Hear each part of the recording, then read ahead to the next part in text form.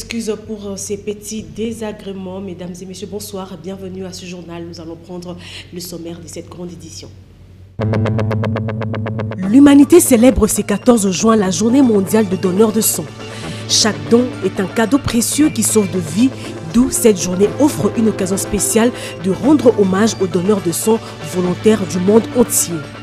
Les léopards de la République démocratique du Congo négocient en bonne forme leur qualification à la CAN Côte d'Ivoire 2023. Prévu pour ce dimanche 18 juin, le match contre le Gabon à Franceville se prépare. Pendant ces temps, les léopards ont reçu leur match amical face au crâne de l'Ouganda ce mercredi.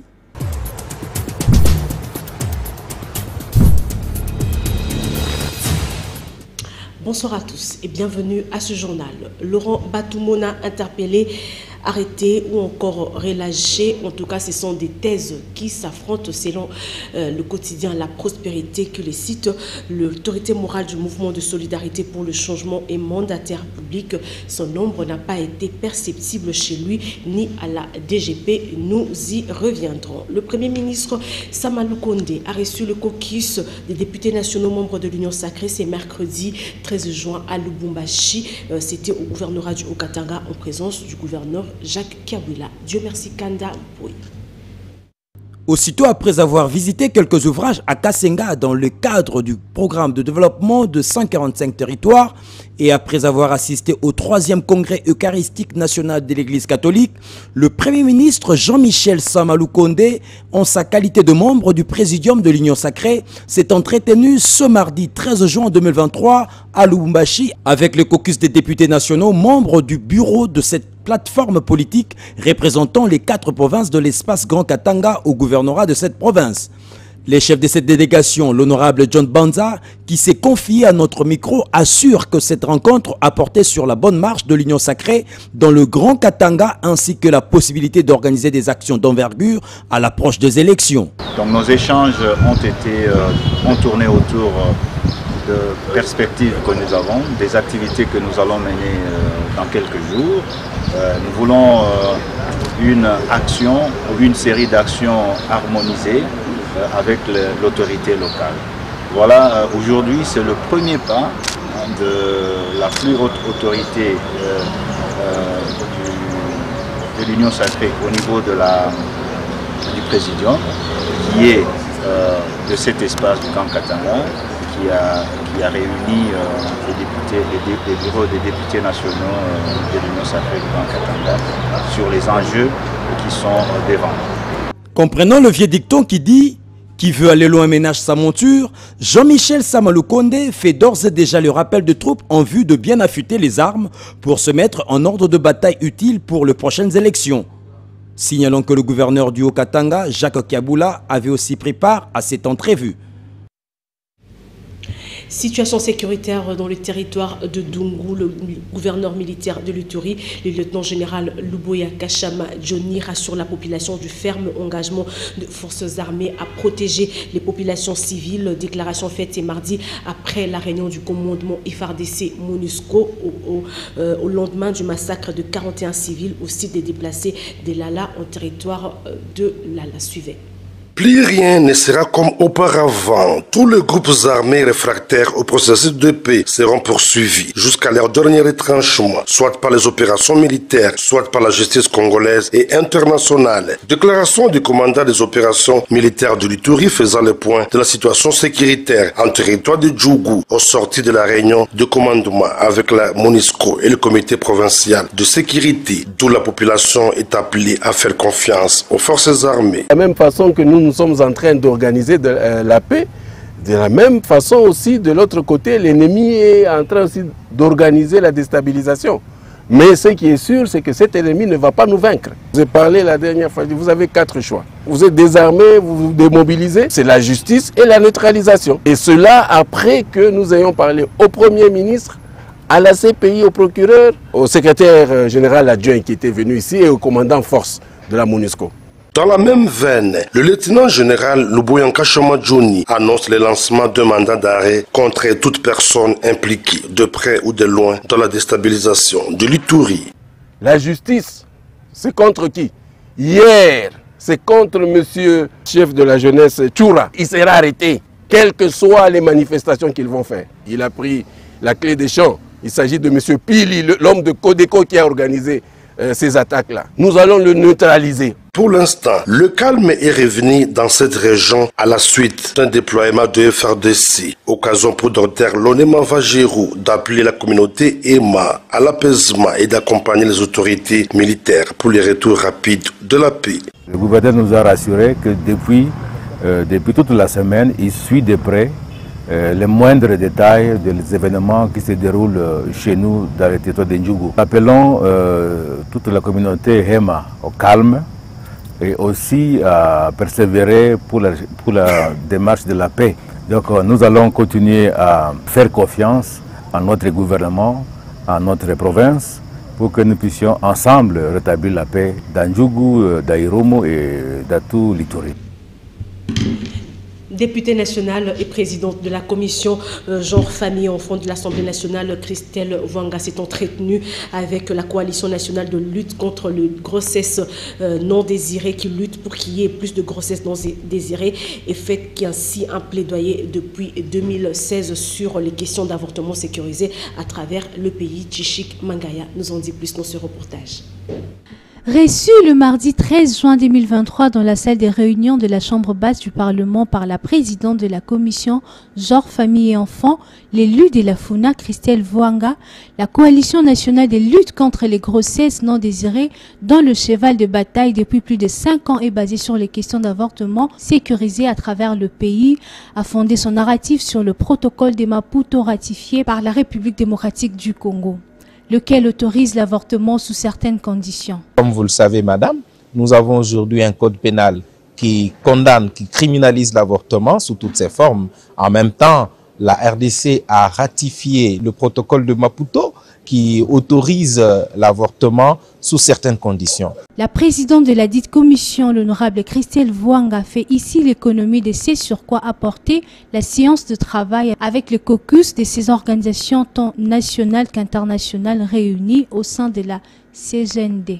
Vrai que la situation des avortements clandestins dans notre pays, à Kinshasa en particulier et au Congo central, puisqu'il venait d'y avoir des enquêtes, est déplorable. Alors là, nous sommes dans une situation où nous avons des lois où la santé sexuelle et reproductive de la femme, c'est une question très importante. Quand on parle même de la femme, c'est sa capacité d'avoir accès sur son corps. Irréfutablement, cette rencontre valait la peine d'être tenue afin de sensibiliser la femme congolaise en général et quinoise en particulier sur le bien fondé du protocole de Maputo afin qu'elle s'en approprie et agisse désormais en conséquence.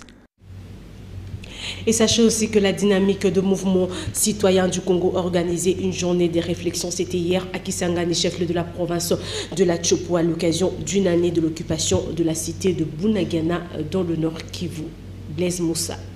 À Kisangani, un rassemblement patriotique a été organisé le mardi 13 juin 2023 à l'esplanade de la Grande Poste de la ville de Kisangani. Activité organisée par la dynamique des mouvements citoyens congolais. Il a été question de réfléchir sur l'occupation de la cité frontalière de Bunagana par les rebelles de M23 il y a de cela une année. Durant ces échanges, les participants ont levé quelques options pour que le gouvernement de la République démocratique du Congo soit en mesure de reprendre la cité de Bunagana. Gentil Sefou, membre de la Lucha, revient sur les recommandations ressorties pendant ces échanges. Les efforts de l'État sont concentrés aux efforts de guerre pour vaincre les combats. Et d'autres actions du développement sont en second lieu. Nous, on voulait que l'État de siège arrive à mettre terme à cette guerre. Malheureusement, il n'y a pas la fin de la guerre et aussi il n'y a pas les travaux de développement qui sont accomplis par les gouvernements provinciaux de ces deux provinces-là. C'est pourquoi moi je pense la première des choses, nous devons exiger à l'autorité nationale, le président de la République, de mettre fin à l'état de siège et de comprendre qu'il a échoué. Parce que nous perdons doublement, il n'y a pas la fin de la guerre et les actions de développement ne sont pas effectuées, les assemblées sont paralysées, l'administration civile est ravie et au profit des militaires qui ne font que ce qu'ils veulent, ils ne sont plus au front, ils sont plus dans les affaires. Signalons que 4 organisations de la société civile ont pris part au dit rassemblement, à savoir la Lucha, Filimbi, Dynamique de la nouvelle société civile et le Parlement d'enfants. Le 14 juin de chaque année est dédié à la célébration de la journée mondiale de donneurs de sang, un geste salvateur pour assurer la qualité, la sécurité, la disponibilité de sang et de produits sanguins pour les patients qui sont dans les besoins. Africa Mujinga, Céline Nora Massiala. Le monde entier célèbre ce mercredi 14 juin 2023 la journée mondiale du donneur de sang. Officiellement désignée comme événement annuel par l'Assemblée mondiale de la santé en 2005, cette journée offre une occasion spéciale de rendre hommage aux donneurs de sang volontaires du monde entier et de les remercier pour leurs dons, qui par ailleurs est un geste salvateur visant à assurer l'accès universel à des transfusions sanguines sûres. Pour l'année 2023, le slogan de la campagne de la journée des sangs est « Sang, plasma ». Partageons la vie, donnons souvent. Il porte avant tout sur le patient nécessitant un soutien transfusionnel à vie et souligne le rôle que chaque personne peut jouer en faisant les dons précieux des sangs. Il souligne également l'importance de donner régulièrement du sang ou du plasma pour créer un stock sûr et durable en sang et en produits sanguins qui puisse être toujours disponible partout dans le monde entier, de sorte que tous les patients qui en ont besoin puissent recevoir un traitement en temps voulu. Cette journée a pour objet, entre autres, rendre hommage aux personnes qui donnent du sang, le remercier et encourager en plus un grand nombre de personnes à devenir donneurs. Encourager les personnes en bonne santé à donner du sang régulièrement, aussi souvent qu'il est possible de le faire en toute sécurité, de manière à améliorer la qualité de vie des patients qui dépendent des transfusions et à contribuer à la mise en place d'un approvisionnement en sang sûr dans tous les pays du monde. Dans le reste de l'actualité, le ministre provincial de l'éducation de Lualaba, Alain Katenga, s'engage à accompagner plusieurs projets de personnes vivant avec albinisme pour leur matérialisation. Il l'a dit hier à l'occasion de la célébration de la journée à la sensibilisation de l'albinisme. Suivez. Ce qui est vrai que je suis moi-même, je suis d'abord surpris de ce que je viens d'apprendre tout à l'heure. Cette catégorie de nos compatriotes, de personnes vivant avec albinisme, qui sont capables de fabriquer de la craie et servir toute la province de là-bas. Pour moi, c'est un motif de satisfaction. Je crois que notre politique, dans les soucis de les accompagner, de les soutenir, nous devons, il faut qu'il y ait un accord, un partenariat entre cette catégorie pour que toute la matière première, je cite ici la craie, que les enseignants de la province utilisent soit achetée auprès des personnes vivant avec l'albinisme. Donc c'est la seule façon pour nous que je trouve pour accompagner cette catégorie.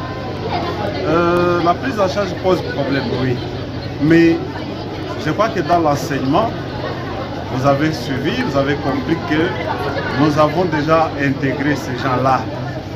Et il y a des enfants albinos qui étudient gratuitement, sans payer les frais dans certaines écoles.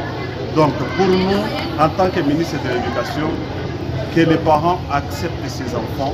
Lorsque vous avez un enfant albinos, ce n'est pas une malédiction, ce n'est pas une malchance, comme on l'a prédit hier, mais c'est plutôt une grâce et même une bénédiction pour vous, parce que vous ne savez pas les potentialités que renferme cet enfant et vous ne savez pas si, en exploitant ces potentialités, qu'est-ce que cet enfant fera pour vous et sera dans la société. Donc pour nous, c'est motif de choix et de satisfaction. La deuxième édition du prix Henriette Eke a été lancée hier mardi à l'IFASIC par le ministre de la Communication et Médias, organisé par le Fonds des Nations Unies pour la population INEFIE. Ces prix récompensent le meilleure production journalistique axée sur les questions de population. Pour cette année, le thème retenu pour le concours est mettre fin aux violences basées sur le genre en République démocratique du Congo. Pour leader Ngaziami Pati Mbouzi. Pour le lancement de la deuxième édition du prix Henriette Eke, le Fonds des Nations Unies pour la population a choisi l'espace Professeur Malembe de l'Institut facultaire des sciences de l'information et de la communication. Un choix pour lequel le recteur de cette alma mater, Jean-Richard Kambaï-Boacha, s'est dit honoré. Ce choix sur l'IFASIC est un signe de considération et traduit la place lui accordée en tant que lieu de formation de ceux qui constituent le quatrième pouvoir, a-t-il dit. Dans son adresse faite à l'occasion, le représentant de l'UNFPA en RDC, le Dr Eugène Kongnou, a rappelé la mission de l'agence qu'il conduit et ses objectifs avant d'évoquer l'importance de son partenariat avec les médias, notamment dans la sensibilisation sur les questions relatives à la population ainsi que le contexte du lancement du prix Henriette Eke. Le concours Henriette Eke ambitionne des récompenses et des meilleures productions médiatiques axées sur les questions des populations et particulièrement sur la santé maternelle pour sa première édition. Son objectif est de susciter une émulation entre journalistes afin de donner un meilleur traitement aux productions journalistiques dans le domaine des 3 résultats transformateurs de l'UNFPA, à savoir éliminer les décès maternels évitables, éliminer les besoins non satisfaits en planification familiale et éliminer les violences basées sur le genre et les pratiques traditionnelles néfastes. Présent à la cérémonie, le ministre de la Communication et Médias, qui a du reste procédé au lancement de la 2e édition du prix Henriette Eke, est revenu sur la dynamique dans laquelle s'inscrit le concours, avant d'inviter les journalistes à y participer pour mettre fin aux pratiques déshumanisantes dont sont victimes les femmes. Il faut rappeler que les membres du jury du concours ont été présentés au public. Il provient de l'IFASIC, de l'UNPC, du secrétariat général du ministère du Genre et du CESAC. C'est déjà pour demain, le jeudi 15 juin 2023. Les élèves de la 8e année secondaire vont affronter le test national de sélection et orientation scolaire professionnelle TENASOP. Popol Ziakwaou et Dieu merci Nkandampoyi se sont rendus au collège de la Fraternité situé dans la commune de Selembao pour voir comment les élèves se préparent à affronter cette épreuve. Suivez. Plus de 8000 élèves de la 8e année secondaire vont passer du jeudi 15 au vendredi 16 juin 2023 le test national de sélection et orientation scolaire et professionnelle sur toute l'étendue du territoire national. Ici aux fraternités situées dans la commune de Selembao au quartier Massangambila, les enseignants ont donné des exercices sur les items des années précédentes aux élèves, question de les préparer à bien passer ces épreuves. Nous sommes convaincus que nos candidats, les finalistes de TENASOP au collège de la Fraternité, sont prêts à affronter ces épreuves. Nous les avons préparés depuis le début de l'année. Au courant de l'année, nous avons travaillé avec plusieurs exercices, les interrogations, les examens et les tests, proprement dit les pré-tests. Demain, nous sommes sûrs qu'ils vont bien travailler et réussir au TENASOP. Les élèves, quant à eux, ils se disent prêts pour ces épreuves. Nous sommes tellement préparés pour cet examen que nous allons passer demain. Nous sommes en train de remplir en ce moment même des items. Nous sommes en train de travailler, de faire des exercices pour s'apporter pour demain. Nous sommes tellement préparés à cet examen. D'ailleurs, même en ce moment, nous sommes en train de travailler les items. Je suis tellement excitée pour la journée de demain. Vu que déjà le TENAFEB de la 6e primaire, nous l'avons réussi, je pense que cette fois-ci, on va très bien le réussir. Nous passerons ensemble. Pour rappel, les TENASOP consistent à orienter les élèves à opérer un choix judicieux sur une option à faire aux humanités. En prélude à la rencontre de la 5e journée des éliminatoires de la Coupe d'Afrique des Nations CAN Côte d'Ivoire 2023 prévue ce dimanche 18 juin 2023 à Franceville entre les Léopards de la RDC et les Panthères du Gabon. Fiston Kalala Mayele, joueur du club tanzanien de Young Africans en stage à Douala au Cameroun, affirme que les Léopards vont jouer le match de leur vie en terre gabonaise. Suivez ces propos ont été recueillis par Patrick Brent Mukendi. Cédric Bakombo suspendu, Jonathan Bolingi blessé en plein stage à Douala au Cameroun, l'attaquant congolais de Young Africans en Tanzanie, Fiston Kalala Mayele, meilleur buteur de la dernière Coupe de la Confédération et du championnat tanzanien, puis finaliste, pourrait être le premier choix du sélectionneur de la RDC, Sébastien Desabre, en attaque pour le match de la vie ou de la mort qui opposera dimanche 18 juin 2023 à Franceville les Léopards de la RDC aux Panthères du Gabon en match de la 5e journée des éliminatoires de la Coupe d'Afrique des Nations Côte d'Ivoire 2023. L'ancien sociétaire de V-Club, Fiston Kalala Mayele, a déclaré que ce derby de l'Afrique centrale est très crucial pour son pays. C'est un match important pour nous tous, parce que vu notre nation et une grande nation, on ne peut pas rater des CAN de suite. On a des qualités, on a des talents presque partout. Donc voilà, ce match-là, même les Gabon nous a battus en allant chez nous et on a l'obligation d'aller le battre chez lui parce que je sais que ça ne sera pas facile et on va faire tout pour faire plaisir aux Congolais. Sachez que le RD Congo occupe la dernière position du groupe I avec 4 points derrière la Mauritanie 5 points, le Soudan 6 points et le Gabon 7 points. Ça sent déjà la poutre. Belle victoire des Léopards cet après-midi à Douala au Cameroun en match amical face au crâne de l'Ouganda. 1-0 a sanctionné cette rencontre. Nous allons maintenant prendre le condensé de l'actualité africaine. C'est avec la Voix de l'Amérique. En RDC, 12 civils ont été tués hier soir dans le nord Kivu, dans l'est, lors d'une attaque attribuée au ADF, rebelle affilié au groupe État islamique selon des sources locales. Il y a eu une incursion de rebelles ADF dans le village de Bukokoma, dans le secteur de Rwenzori, a indiqué Richard Rupande, président de la société civile de la région. Au Soudan, l'armée et les paramilitaires en guerre ont accepté un cessez-le-feu de 24 heures négocié par les médiateurs américains et saoudiens, a annoncé aujourd'hui la diplomatie de la monarchie du Golfe où se tiennent les pourparlers. Au Burkina Faso, les services de sécurité ont publié jeudi une liste de 20 terroristes activement recherchés, offrant des primes pour leur arrestation ou leur neutralisation allant de 150 000 à 275 000 euros. Les individus dont les portraits ont été diffusés sur les médias locaux sont activement recherchés pour participation ou complicité dans la planification ou la conduite d'actes terroristes. Amnesty International a indiqué hier avoir décompté 23 morts dans les troubles qui ont secoué le Sénégal la semaine dernière, davantage que le bilan officiel de 16 morts, et a exigé une enquête indépendante. À présent, nous allons prendre la sélection de parution de ces mercredis. C'est dans une sélection et un commentaire de Polydor Ngaziami. Place à la revue de presse.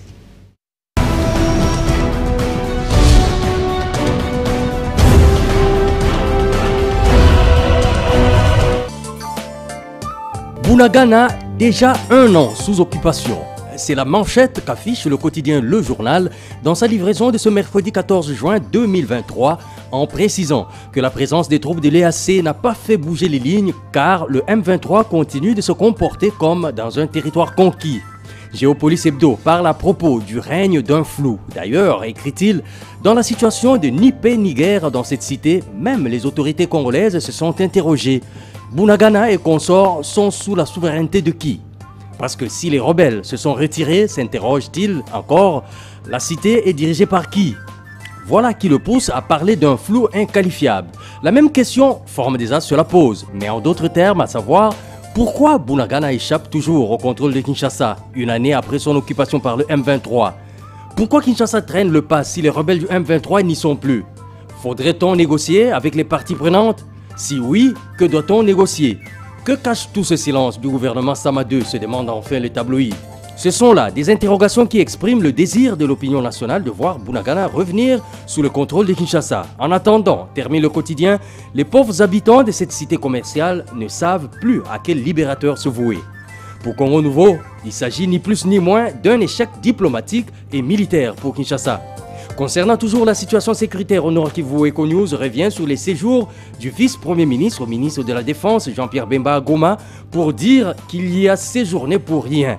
Finalement, écrit-il, de retour à Kinshasa mardi, le vice-premier ministre Bemba n'aura passé que 48 heures au Nord Kivu, sans impact réel sur les terrains.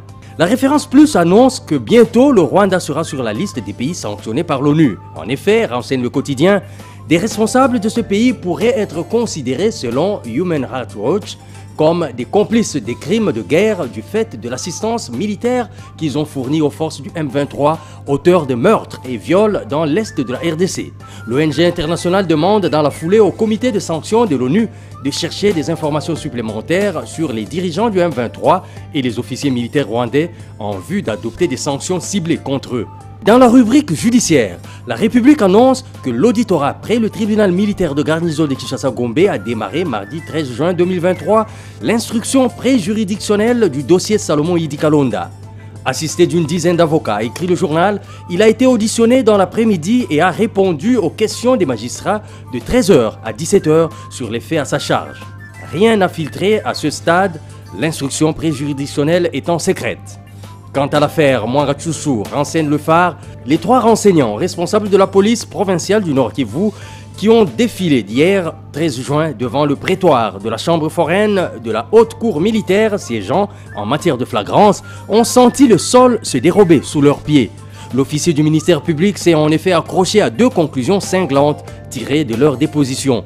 Ils ont fait preuve de négligence coupable qui frise la complicité des autorités. Enfin, affiche l'avenir. Le compte à rebours a commencé concernant la députation nationale. C'est le 25 juin prochain que la CENI va convoquer l'électorat. L'information a été livrée par la questeure de la centrale électorale, Patricia Nsea. Les bureaux de réception et de traitement des candidatures à la députation nationale seront ouverts et opérationnels du 26 juin au 15 juillet 2023. La CENI a ainsi amorcé la dernière ligne droite vers les élections, comme le titre Le Potentiel. Bonsoir.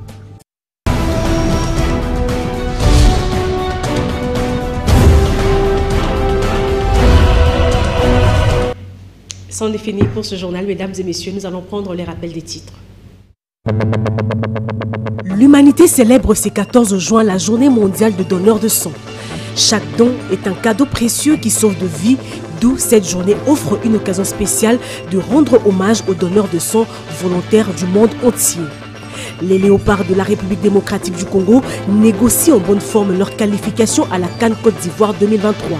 Prévu pour ce dimanche 18 juin, le match contre le Gabon à Franceville se prépare. Pendant ces temps, les léopards ont reçu leur match amical face au Crâne de l'Ouganda ce mercredi.